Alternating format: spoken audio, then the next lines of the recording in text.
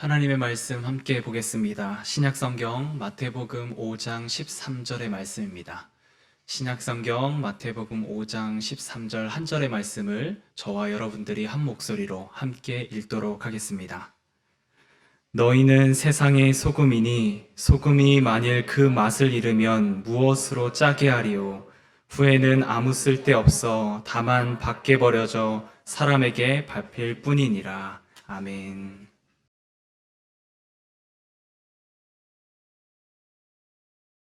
오늘은 예수님께서 말씀하신 그 팔복의 말씀 후에 이어지는 너희는 세상의 소금이다 라는 이 말씀으로 함께 은혜를 나누려고 합니다. 우리가 지난주까지 살펴보았던 팔복의 말씀은 예수님의 온전한 제자로 빚어져 가는 8단계의 과정으로 읽으면 좋다라는 말씀을 드렸습니다. 마치 도자기를 빚는 도공이 여러 순서를 거쳐서 마지막 가마에서 꺼낼 때까지의 과정들이, 그러니까 예수님의 제자로 빚어지는 과정들이 이 팔복 가운데 담겨져 있고, 그런 과정을 거치는 것이 예수님 제자로 거듭나는 과정이다 라는 말씀을 드렸습니다. 그런데 이 도자기를 완성하기 위하여서는 마지막 남은 관문이 하나 있습니다. 그것은 가마에서 꺼낸 도자기가 도공의 손을 거치는 과정입니다. 도공은 도자기를 들고서 도자기가 가져야 하는 균형, 균열, 그리고 강도를 최후의 마지막으로 체크합니다. 이후에 제대로 된 도자기는 남고, 그렇지 못한 균열이 있는, 균형이 온전치 않은 도자기는 망치로 깨뜨려 사람들에게 밟히는 곳에 던져지게 됩니다. 이게 이제 도자기가 하나의 도자기로 온전하게 세워지는 과정을 의미합니다. 오늘 읽은 너희는 세상의 소금이라, 이 말씀은 팔복의 모든 과정을 거친 후에 도공의 손에 들린 도자기처럼 예수님은 그 팔복을 거친 제자들을 바라보며 마지막에 제자들이 마지막까지 어떻게 살아가야 하는지를 그들에게 요약해서 주신 말씀으로 이 본문을 읽어가야 합니다. 지금까지 우리는 이 본문을 읽으면서 너무 익숙하게 잘 아는 본문이다라고 생각해서 그냥 지나치면서 읽었던 본문이 오늘 우리가 읽은 구절입니다. 너희는 세상의 소금이다. 아, 세상의 소금이니 소금처럼 살아야 되겠구나 라고 생각하며 이 말씀을 그냥 가볍게 지나갑니다. 그런데 이 본문이 주는 정확한 의미를 살피려고 한다면 너희는 세상의 소금이니 라고 말한 그 말씀 뒷부분을 우리가 자세히 읽어가야 합니다. 그리고 앞부분에서 팔복의 연속선상에서 주어진 예수님의 말씀이다 라는 것을 우리가 염두에 두고 읽을 때 왜 예수님께서 팔복의 말씀을 마친 후에 제자들에게 너희는 세상의 소금이다 라고 말씀하셨는지 그 깊은 의미가 우리에게 전달이 됩니다. 오늘 말씀을 자세히 들여다보면 예수님께서는 이 본문을 통하여 우리가 세상의 소금으로 어떻게 살아가야 하는지에 대해서 말씀하고 계시는 것이 아님을 발견하게 됩니다. 본문을 다시 한번 읽어보겠습니다. 너희는 세상의 소금이니 소금이 그 맛을 잃으면 무엇으로 짜게 하리요? 후에는 아무 쓸데없어 다만 밖에 버려져 사람에게 밟힐 뿐이라. 예수님은 제자를 향하여 너희가 세상의 소금이다 라고 말씀은 하셨습니다. 그런데 이 말씀을 통해서 제자들에게 이 세상에서 소금처럼 살아가라 라고 하신 말씀은 이 본문 가운데는 들어있지 않습니다. 소금이 되어야 한다, 소금으로 이 땅에서 어떻게 살아가야 한다라는 말씀은 이 본문에 들어있지 않습니다. 또한 소금이 가지고 있는 장점을 살려서 이 땅에서 너희는 소금처럼 살아가야 한다라고 하신 말씀도 이 본문에서는 어디에서든 발견할 수 없습니다. 이 말씀의 진정한 그 핵심은 뒷부분에 있습니다. 너희가 만약에 짠맛을 잃으면 밖에 버려지니 그 짠맛을 잃지 않고 살아가는 것이 중요하다. 너희는 세상의 소금인데 그 소금처럼 살아가는 것, 그것은 나중의 일이고, 소금이라고 했던 그 핵심은 무엇이냐면 소금의 가장 중요한 본질은 짠맛인데 이 짠맛을 잃지 않고 유지하는 것, 그것이 지금 너에게 필요한 것이다. 팔복의 연속 선상에서 읽어보면 예수님의 제자로 거듭나기 위한 짠맛은 팔복의 말씀을 마음속에 새기고 그것을 잃지 않고 살아가는 삶을 이야기합니다. 그런데 우리는 지금까지는 이 말씀을 우리가 읽어가면서 세상의 소금으로 우리가 어떻게 살아가야 할 것인지에 대한 주목만 했습니다. 저도 목회 초년생인 시절에 이 본문을 가지고 설교할 때에 그리스도인은 세상의 소금으로 살아가야 합니다 라고 이제 말씀을 전하면서 소금이 가지고 있는 장점을 가지고 설교를 했던 그런 기억들이 많이 있습니다. 그때 이 본문을 가지고 설교할 때 가장 많이 했던 그 장점 중에 두 가지는 무엇이냐면 첫째는 소금이 가진 방부제의 역할에 주목해서 설교를 했습니다. 여러분들은 세상의 소금입니다. 그런데 소금은 이 땅에 있는 부패를 방지하는 기능이 있습니다. 그리스도인은 세상에서 부패를 방지하는 소금으로 살아가야만 합니다. 3%의 염분이 바닷물이 썩지 않도록 하듯이 그리스도인은 세상을 썩지 않게 만들어야 하는 사명을 가진 사람들입니다. 당신들은 세상 속에서 그리스도인 소금으로 살아가야 합니다. 이렇게 말씀을 전했고요. 저도 은혜롭게 설교를 준비했고 듣는 분들도 끄덕이면서 세상에서 방부제처럼 썩지 않는 역할을 하며 살아가야 하겠다라고 마음에 새겼습니다. 두 번째는 세상의 맛을 내는 역할에 주목해서 설교를 했습니다. 소금이 가진 짠맛은 들어가는 곳마다 맛을 내는 것이기에 맛을 잃어버린 곳곳마다 들어가서 희망을 잃어버리고 소망을 잃어버린 곳에 들어가서 하나님을 향하여 입맛을 다시금 돋우게 하는 역할이 그리스도인의 역할입니다. 그래서 여러분들은 한 주간 살아가시면서 하나님을 향한 입맛을 내는 그 소금으로 살아가십시오. 그러면 이제 아멘 이렇게 이야기를 하고 또 전하는 저도 듣는 성도님들도 꽤 은혜로운 그 시간을 그렇게 말씀의 시간을 보냈던 적이 있습니다. 세상의 소금으로 살아가야 한다라고 설교할 때 그 말씀은 힘이 있고 듣는 이들로 하여금 머리에 쏙쏙 들어오게 만듭니다. 그리고 그리스도인이 소금처럼 살아간다는 것은 너무나도 중요한 일이며 합당한 일이기도 합니다. 그럼에도 불구하고 오늘 본문은 우리가 세상에서 소금으로 어떻게 살아가야 하는지를 강조하는 말씀이 아닙니다. 예수님께서 이 말씀을 통하여 하시고 싶은 메시지는 제자는 팔복의 짠맛을 결코 잃어버려서는 안 된다 하는 그 경고의 메시지를 제자들에게 주시는 겁니다. 너희들은 이제 제자로 거듭난 자들인데 너희 안에 이 짠맛을 잃어버리면 세상 사람들에게 밟히는 존재가 될 거야. 너희는 그 짠맛을 품고 있어야 해. 안 그러면 안 된다 하고 예수님은 그들에게 다시금 앞의 이야기와 앞으로 어떤 삶을 살아가야 할 것인지에 대한 경고의 메시지로 들려주신 말씀입니다. 마치 도자기를 굽고 난 후에 제대로 구워지지 않은 것은 밖에 버려지는 돌 조각처럼 깨어져 버리는 것처럼 된다는 말씀과 같은 맥락입니다. 그래서 오늘 본문을 읽을 때 우리는 세상의 소금이다라는 말씀에 멈춰서는 안 되고 우리는 세상의 소금인데 그 소금이 짠맛을 잃지 않으면 결국 아무 쓸데도 없고 밖에 버리워지는 존재가 되는구나까지 우리는 줄을 그면서 읽어가야 합니다. 그것이 제자의 삶이다라는 메시지를 예수님께서는 팔복이 끝난 그 자리에서 제자들에게 전해주신 것입니다.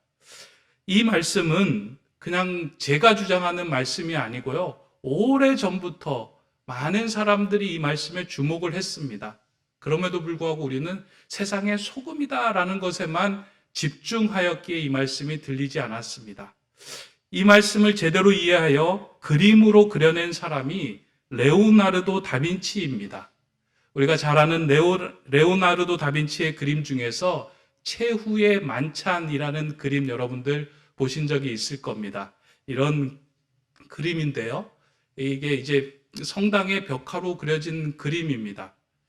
그런데 이 성당의 벽화로 그려진 그림이기 때문에 세부의 내용이 우리가 잘 볼 수가 없게 되어 있습니다. 그러니까 이 다빈치가 그림을 그릴 때요, 예수님의 제자 12명의 특성들을 살려서 하나하나 그 소품들이나 그 사람의 모습이나 행동들을 통해서 이 사람이 지금까지 어떻게 살아왔는지, 그리고 어떠한 사람인지를 세부적으로 묘사해서 한 명 한 명을 그린 겁니다.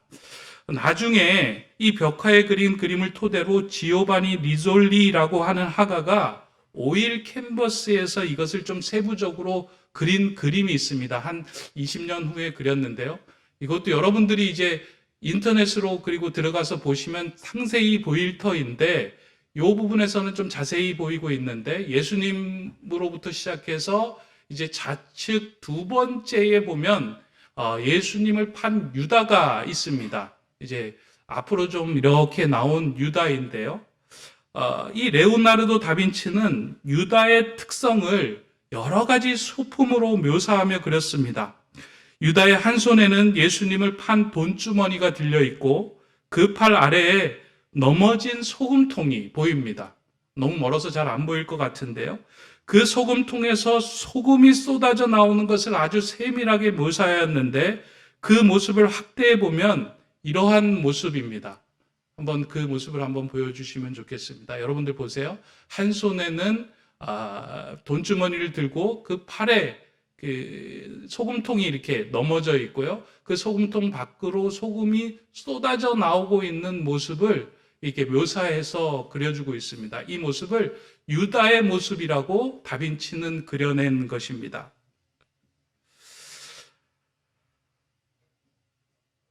레오나르도 다빈치는 이 유다를 그리면서 소금통을 넘어뜨려 그 안에 있는 소금을 쏟아버린 사람으로 묘사했습니다. 예수님을 팔아버리고 제자의 길을 걷기를 포기하였던 유다는 자신 안에 있는 그 짠맛을 모두 내어버린 사람으로 이해하며 다빈치는 이 그림을 그린 것입니다. 예수님의 팔복의 말씀을 듣고 무리들 중에서 제자로 나온 유다는 그의 마음 속에 들었던 짠맛을 내어버리고 다른 것으로 채우려고 했습니다. 그런데 그 어떤 것도 유다의 마음을 채울 수 없었습니다.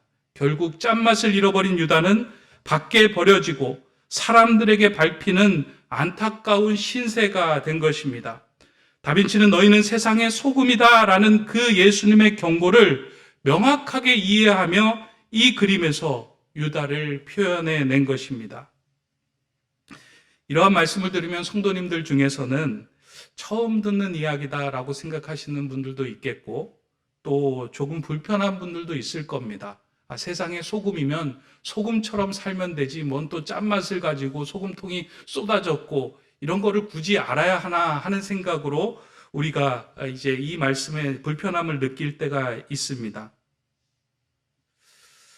그런데 제가 드리는 말씀은 성도가 세상의 소금으로 살아가야 한다는 것이 틀리다 하는 말씀을 전하려는 것이 아니라, 팔복이 마치는 자리에서 예수님께서 우리에게 소금이라고 말씀하신 것은 소금의 장점을 살리며 이 땅에서 살아가라는 의미가 아니라, 소금의 짠맛을 너희가 지니고 있어야 한다, 그 소금의 짠맛을 잃지 않아야 한다라는 것에 방점이 있다는 것을 우리가 기억해야 한다는 겁니다. 우린 신앙생활을 하면서요, 예수 그리스도의 제자로 살아갈 때 우리가 무엇을 해야 하는 역할에 대한 관심을 둘 때가 많이 있습니다. 내가 짠맛을 유지하고 있지 않는데 그 짠맛을 내는 역할을 하려다 보니까 나하고 그 역할이 괴리가 생겨서 항상 어떤 일을 할 때마다 문제에 부딪히고 힘들고 공고해서 넘어질 때가 있다는 겁니다. 예수님께서 가장 중요하게 강조하는 것은 먼저 너희 안에 짠맛이 있어야 한다. 팔복의 말씀이 새겨져야 한다. 너희는 긍휼하며 화평하며 의를 향하여 박해를 받는 그 삶이 예수 그리스도의 그 짠맛이 너희 안에 담겨져 있는 것이 먼저이다. 그러니 너희는 그런 세상의 소금이다라고 말씀을 하신 것입니다. 이 말씀을 놓치고 계속 소금처럼 어떻게 살아가야 할까 주목하다 보면 우리는 나는 그렇지 않은데 라고 생각을 하며 그 괴리감에 사로잡힐 때가 많이 있다는 것입니다. 이러한 해석이 합당한 이유는 우리가 읽는 성경은, 우리말 성경에서는 너희는 세상의 소금이니 라고 되어 있지만 원어에서는 너희는 땅의 소금이다 라고 되어 있습니다. 이 세상과 땅이라는 말이 별로 차이가 없어 보이지만 세상의 소금이라고 하면 우리가 살아가고 있는 이 세상 속에 소금처럼 살아가야 한다라는 말로 들립니다. 근데 예수님께서 말씀하실 때는 이게 너희는 이 땅의 소금이다라고 말씀하신 것입니다. 그래서 영어 성경을 보면은요, the salt of the earth라고 되어 있지. 저 영어를 못하지만 이해를 돕기 위해서 salt of the world라고 되어 있지는 않는다는 겁니다. 그러니까 이 땅의 소금, 세상 속의 소금으로 살라고 한 것이 아니라 이 땅의 흙으로서의 가지고 있는 소금의 역할을 강조한 의미입니다. 이 땅의 소금이라고 할 때 이 소금은 실제적인 이 땅의 흙에서 사용되는 소금이다라는 말의 의미를 가지고 있습니다. 이 말의 의미를 조금 더 이해하려면 그 시대적인 상황과 문화를 알면 이 예수님의 말씀이 더 실제적으로 다가옵니다. 말씀을 준비하면서요, 그 당시의 유대의 문화와 관습 속에서 소금이 어떻게 좀 사용되어졌는가, 이 땅의 소금이라고 이야기할 때 그 소금이 어떤 의미인가 하고 유대 문화와 풍습을 이제 공부한 학자의 그 저서를 좀 살펴보니까요, 예수님 당시에 땅의 소금이라고 칭할 때 그 소금은 우리가 오늘날 생각하는 소금과 쓰임새가 좀 달랐다라고 기록되어 있습니다.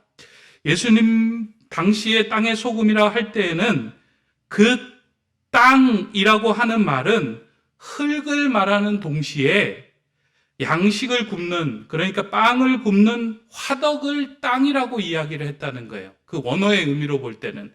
그리고 그 화덕에 사용되는 소금이 이 땅의 소금이다라고 표현을 했다는 겁니다. 좀 이해가 되시나요? 이 땅의 소금이라고 할 때는 그 당시에 빵을 굽는 화덕이고 그 화덕 속에 사용되는 소금을 이 땅의 소금이다라고 말했다는 것입니다. 그 화덕에서 사용되는 소금은 그 역할이 특이합니다. 빵의 맛을 내는 역할을 했던 것이 아니고요, 좀 독특하게 어떤 의미로 사용됐냐면 그 소금이 가지고 있는 짠맛을 통해서 소금이 불에 들어가면 이 소금이 톡톡 튀는 역할을 합니다. 여러분들도 후라이팬에 소금을 넣어보신 적 있죠? 그러면 소금이 막 톡톡 튀는 역할을 하는데요, 그 당시에 화덕 속에서 땔감의 재료에 불을 붙이기 위해서 소금을 사용을 했다는 거예요. 그래서 이상하다 생각을 했더니만 그 당시에 땔감으로 사용했던 것이 무엇이냐면 초식 동물의 똥을 말려가지고 그것을 숯불처럼 사용하며 그것에 불을 붙여가지고 오랫동안 빵을 굽는 데 사용을 했는데, 이 초식 동물의 똥으로 말려진 그 땔감의 재료 속으로 불꽃과 불씨가 들어가기 위해서 소금을 사용했다는 겁니다. 그래서 불에서 그 소금을 넣으면 톡톡 튀어서 그 안쪽으로 불씨가 들어가서 불이 붙는 역할을 그 화덕 속에 소금이 했다는 것입니다. 일리가 있다라는 생각을 했습니다. 저는 이 화덕 속의 소금에 대한 이야기를 읽으면서 예수님께서 말씀하신 세상의 소금이라는 의미가 그 당시의 문화 속에서 잘 비춰지고 있구나라는 생각을 했습니다. 왜냐하면 성도가 세상의 소금으로 살아간다는 것은 누군가에게 복음의 불씨를 전해주고 그것이 옮겨 붙을 때까지 옆에서 그 역할을 하는 존재가 되는 사람들이기 때문입니다. 그런데 화덕 속의 그 소금이요, 짠맛을 잃어버리기 시작하면 튀지를 않는다는 거예요. 그래서 화덕 속에 있는 소금을 꺼내어 가지고 밖에 버려 사람들에게 발에 발 피우게 하는 용도로 사용되었다는 것입니다. 우리 그리스도인은 너희는 세상의 소금, 이 땅의 소금이다 라고 이야기를 했을 때는 그 소금이 짠맛을 가지고 있을 때 이 소금이 서 있는 자리에서 톡 튀는 그 역할을 통해 옆 사람에게 복음의 불씨가 붙게 하는 역할로 살아가는 존재가 된다는 거예요. 그래서 예수님은 그러한 존재가 되기 위해서 다른 역할을 찾는 것이 아니라 짠맛을 잃지 않고 소유하는 것이 소금의 가장 중요한 역할이다라고 말씀을 하신 것입니다. 우리 교회에 계신 성도님 가정 중에서 이러한 소금의 역할을 이렇게 충실하게 하신 분들이 계심을 이야기를 나누던 중에 종종 들을 때가 있습니다. 이제 결혼을 할 때요, 남편이 결혼을 해서 같이 이제 신앙생활을 하겠다라고 약속을 했는데 결혼을 하고 나니까 이제 남편이 신앙생활을 잘 하지 않는 거예요. 아내 입장에서 마음이 참 힘듭니다. 그래서 교회에 와가지고 1년, 2년, 3년 하나님 저도 남편하고 함께 신앙생활 할 수 있게 해주십시오. 눈물로 기도를 했는데요. 3년이 지나고 4년이 지나고 남편이 변화가 없는 거예요. 마음이 너무 많이 힘들어요. 그런데 어느새인가 10년이 지나고 15년이 지나고 어느새인가 남편의 마음속에 조금씩 그 불길이 살아오르면서 교회에 발길을 두고 그리고 교회의 말씀을 듣고 어느새 교회에서 봉사하는 사람으로 이렇게 변화되고 바뀌는 과정을 겪게 되었다라는 이야기를 들을 때가 있습니다. 끝까지 짠맛을 잃지 않고 그 사람 곁에서 주님을 붙들고 조금씩 살아갈 때에 전혀 변하지 않을 것 같은 그 사람의 마음속에 복음의 불길이 옮겨지고 조금씩 타오르면서 하나님의 사람으로 바뀌는 그런 은혜를 경험한 일들이 많이 있습니다. 사실 이 과정이 쉽지만은 않습니다. 그래서 교회에서 기도하면서요, 많은 눈물을 흘리고 절망하고 좌절할 때도 참 많이 있습니다.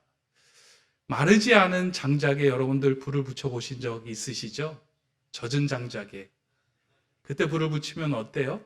확 타는 게 아니고요, 매운 연기가 나옵니다. 그래서 그 불을 붙이다가요, 눈물이 나오고 울 수밖에 없는 상황이 됩니다.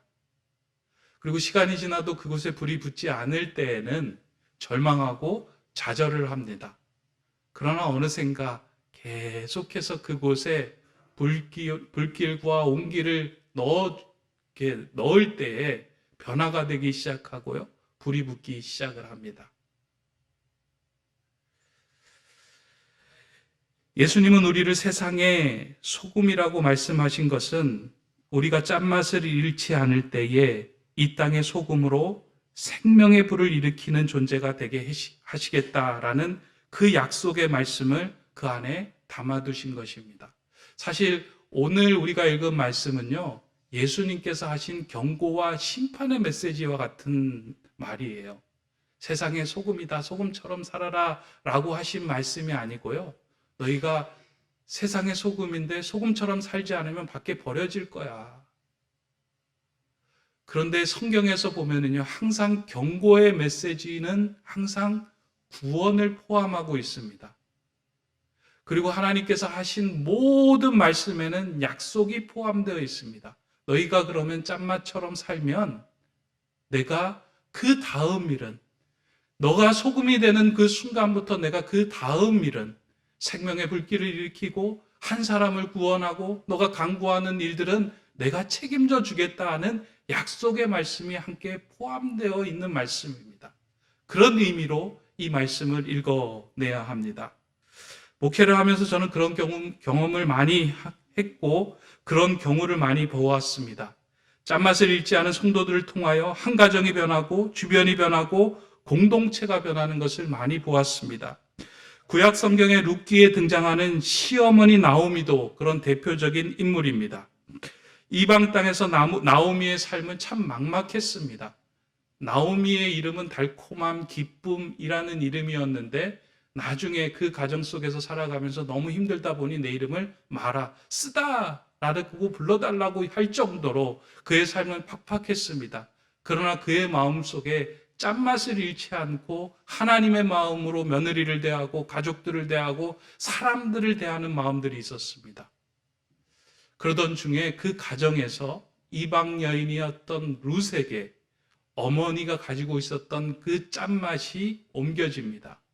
그래서 어머니가 다시 나는 내 고향 베들레헴으로 돌아가겠다라고 이야기할 때 룻이 어머니 나오미에게 그렇게 이야기합니다. 어머니, 나도 당신과 함께 가겠습니다. 당신이 믿는 하나님이 내 하나님이 되고 당신과 함께하는 가족이 내 가족이 될 것입니다. 라는 믿음의 고백을 하며 어머니를 따라 나섭니다. 그리고 룻을 통하여 이 가정이 믿음의 가정으로 세워집니다. 다윗의 조상이 되고요. 예수 그리스도의 족보에 올라가는 믿음의 가문이 세워지는 은총이 룻을 통해서 이루어집니다. 어머니의 짠맛이 며느리에게 전해지고 그 며느리에게 있었던 그 짠맛을 통하여 새로운 믿음의 가문들이 세워지는 역할들이 보여지게 된 것입니다. 예수님은 팔복의 말씀을 듣고 나온 무리 중에 소수의 제자들에게 짠맛을 잃지 말 것을 요청하였습니다. 짠맛을 잃지 않는 한 사람을 통하여 하나님의 나라가 확장되고 복음의 불길이 일어나는 것을 예수님은 알고 계셨기 때문입니다. 너희는 세상의 소금이다 라고 이야기했을 때요, 우리는 지금까지 이 본문을 읽으면서 소금이니까 맛을 잃은 곳으로 뛰어 들어가야 되겠다. 소금이니까 썩어가는 곳에 들어가가지고 방부제 역할을 해야 되겠다라고 생각을 하며 그 역할에 주목하며 어디인가라고 찾아다닐 때가 참 많이 있습니다. 근데 여러분 한번 생각해 보세요. 소금이 어떻게 자기가 막 움직입니까? 소금은 소금통을 집은 사람이 있습니다.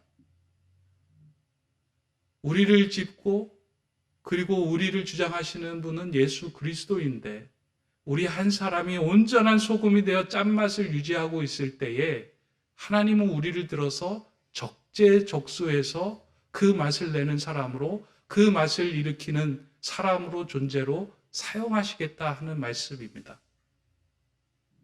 오늘 여기 계신 분들은, 저와 여러분들은 세상의 소금으로 불러진 존재들입니다. 물론 여러분들의 자리에서 해야 할 일들이 여러 가지 역할들이 있을 겁니다. 맛을 내야 되기도 하고요. 썩지 않게 하기 위해서 노력을 해야 됩니다. 그러나 그것보다 앞서서 해야 하는 것이 있다면 여러분 안에 예수 그리스도의 복음이, 여러분 안에 예수님께서 말씀하신 그 팔복의 귀한 예수님의 마음이 여러분을 주장해야 합니다. 긍휼의 마음, 평화의 마음, 심령이 가난하고 애통하고 온유하고 의에 줄이고 목마른 그 마음이 가득할 때에 여러분의 선자리는 맛을 내고 변화가 일어나고 불이 붙고 생명의 불씨가 전달되는 은혜의 자리가 될 것입니다. 저는 하나님께서 세워주신 우리 높은 뜻 세움교회가 쏟아진 소금통이 아닌 예수님의 짠맛을 지키는 이 땅에 소금이 되기를 기도하고 있습니다. 그렇게 짠맛을 잃지 않고 있을 때 하나님은 우리 교회를 통해서 구원이 필요한 자의 가슴에 불을 붙이는 도구로 사용해 주실 것입니다. 지친 자들의 삶에 맛을 내주는 소금으로 사용해 주실 것입니다. 사랑하는 성도 여러분, 교회는 세상의 그 어떤 것으로 짠맛을 낼 수 없습니다. 그리스도인은 세상의 그 어떤 것으로 짠맛을 품을 수 없습니다. 세상이 주는 그 어떤 것으로도 우리는 짠맛을 품을 수 없고요. 오직 예수 그리스도가 주시는, 예수 그리스도의 복음에 담겨 있는, 예수의 십자가에 담겨 있는 그 마음만이 우리를 짠맛으로 회복시킬 수 있습니다. 팔복의 말씀을 마치고 나온 그 제자들에게 그 팔복의 마음을 잃지 않고 평생을 살아갈 때 너희들을 통하여 이 땅에 하나님의 나라가 세워지고 너희들을 통하여 이 땅에 복음의 불씨가 붙여질 것이며 너희들을 통하여 하나님의 나라가 온전히 세워지는 것을 보게 할 것이다. 너희는 짠맛을 잃지 말아라. 오늘 이 말씀은 우리에게도 주신 말씀입니다. 짠맛을 잃지 말자. 이 말씀을 무거운 주님의 말씀으로 듣고 그 짠맛을 잃지 않으며 살아가는 저와 우리 교회와 모든 가정들이 되시기를 주님의 이름으로 축원합니다. 기도하겠습니다. 이 땅에 생명의 소금으로 오신 주님, 우리의 메마른 심령에 성령의 불을 붙여주시고 주님을 따라갈 수 있는 열정과 마음을 허락해 주심에 감사를 드립니다. 이제 우리가 선자리에서 소금의 짠맛을 품어 믿지 않는 자들의 마음에 구원의 불씨를 지피는 이 땅의 소금이 되게 하여 주시옵소서. 우리를 세상의 소금이라고 말씀하시며 짠맛을 잃지 말라는 주님의 말씀을 무겁게 듣고 그 말씀을 마음에 새겨 우리가 서 있는 자리에서 짠맛을 잃지 않으므로 하나님이 귀하게 들어쓰시는 하나님의 도구와 재료가 되는 그리스도인 되게 하여 주시옵소서. 예수 그리스도의 이름으로 기도드립니다. 아멘.